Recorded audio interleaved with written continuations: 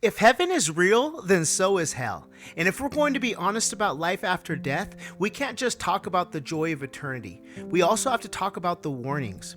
Scripture tells us that the second death is real, final, irreversible. So let's talk about it, not with fear, but with truth and compassion.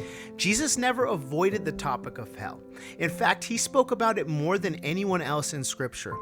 The Bible doesn't describe hell with soft edges. It calls it outer darkness, a place of weeping, gnashing of teeth, a lake of fire, total separation from the presence of God. You see, this isn't symbolic language. This is spiritual reality. In Revelation 20, we read about the great white throne judgment, and it says this: anyone not found written in the book of life was cast into the lake of fire. That moment is called the second death, and it's final. There's no second chance, no appeals, no escape. Let that settle in for a moment. In part 1, we celebrated the hope of heaven, a place where God wipes away every tear, where we will dwell with him forever. But today we have to face the other side, because if heaven is the reward, hell is the warning. The gospel isn't just good news, it's the only thing standing between someone and eternal separation from God. Now let's talk theology for a moment. There are two major Christian views about what hell is like. The first is called terminal punishment.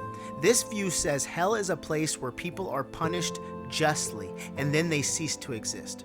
No consciousness, no ongoing torment, just the second death. The second view is called eternal conscious existence, sometimes called eternal conscious torment. This one says that people who reject God are separated from him forever, conscious of that loss forever. Now, whether you lead toward one view or the other, both agree hell is not a myth. It's not a metaphor, it's the final destination for those who die apart from Christ. When we talk about hell, it shouldn't come from pride or anger, it should come from a broken heart. Because when you understand what hell really is, you can't help but want to rescue others from it. And the only way to do that is to show them Jesus. Let me ask you something, seriously. Who do you know right now that doesn't know Jesus?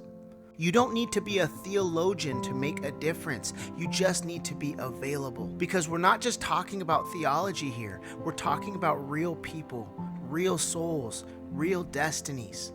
And you might be the only light of Christ that they ever hear from. Because hell is real, but Jesus is greater, and his love still saves.